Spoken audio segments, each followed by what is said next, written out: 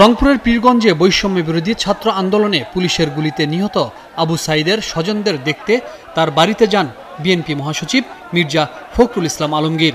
এ সময় কান্নায় ভেঙে পড়েন স্বজনেরা। আবেগ আপ্লুত মহাসচিব সান্ত্বনা দেন সাঈদের স্বজনদের। আবু সাঈদের কবর জিয়ারত শেষে মির্জা ফখরুল সাংবাদিকদের বলেন, দুর্নীতি ও দুঃশাসনের কারণেই আওয়ামী লীগের পতন হয়েছে।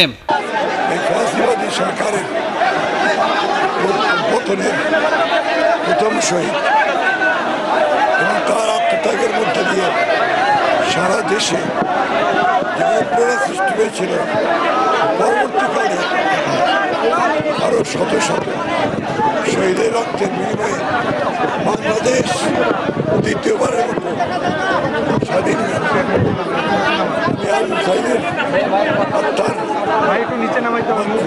হয়েছে। আল্লাহ তাআলার কাছে দোয়া চাইছি যে আল্লাহ তাআলা তাকে দেন শাহাদাত।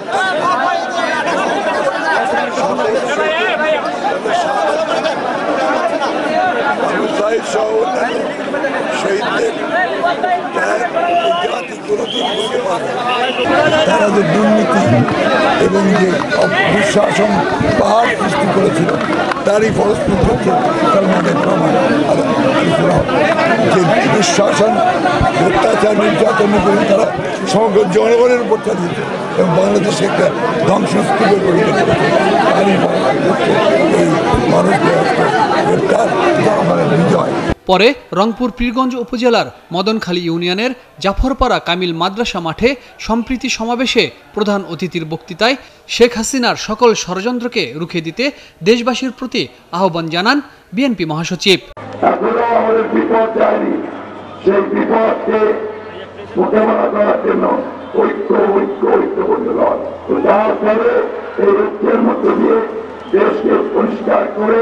নতুন নির্বাচন করে জনগণের সরকার প্রতিষ্ঠা করতে হবে। এখনো আমাদের বিপদ যায়নি, সেই বিপদকে মোকাবেলা করার জন্য ঐক্যবদ্ধ নয়। যার ফলে এই ঐক্যের মধ্য দিয়ে দেশকে পরিষ্কার করে নতুন নির্বাচন করে জনগণের সরকার প্রতিষ্ঠা করতে হবে। আমরা একটা নিরপেক্ষ নির্বাচন চাই, সেই নিরপেক্ষ নির্বাচনের একটা অনুকূল পরিবেশ সৃষ্টি করবে। ঐক্যবদ্ধ হয়ে আওয়ামী লীগের হাতিয়ার সকল ষড়যন্ত্রকে রুখে দিতে হবে। বন্ধুগণ, আপনারা সব জায়গায়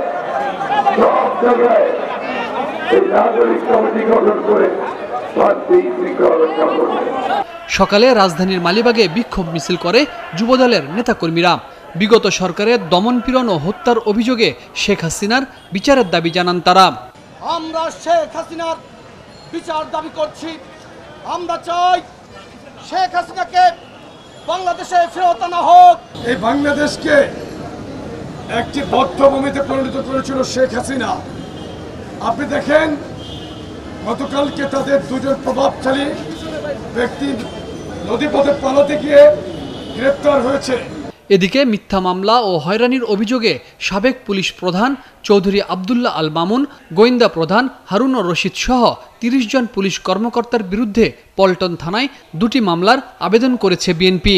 তারা যে অবৈধভাবে অস্ত্র মজুত রাখলো, অবৈধভাবে অস্ত্র বহন করলো, অবৈধভাবে বিস্ফোরক ঘটালো, আমাদের সামনে নিজেরাই বোম বিস্ফোরণ ঘটায়, ককটেল বিস্ফোরণ ঘটায়, জিনিসপাতি চুরি করে নিয়ে তারা যে গেল, সে বিষয়ে একটা আমরা মামলা করার জন্য এসেছি। আর ওই ডাকাতি করে নিয়ে গেছিল ২২ সালে, তার একটা ২টো মামলার এফআইআর নিয়ে এসেছি। বিএনপির নয়াপল্টন কার্যালয়ে ছাত্র জনতার ওপর গুলির ঘটনায় শেখ হাসিনা সহ তার দোসরদের বিচারের দাবিতে অবস্থান কর্মসূচি পালন করে জাতীয়তাবাদী ছাত্র দল। হাবিব রহমান, ৭১, ঢাকা।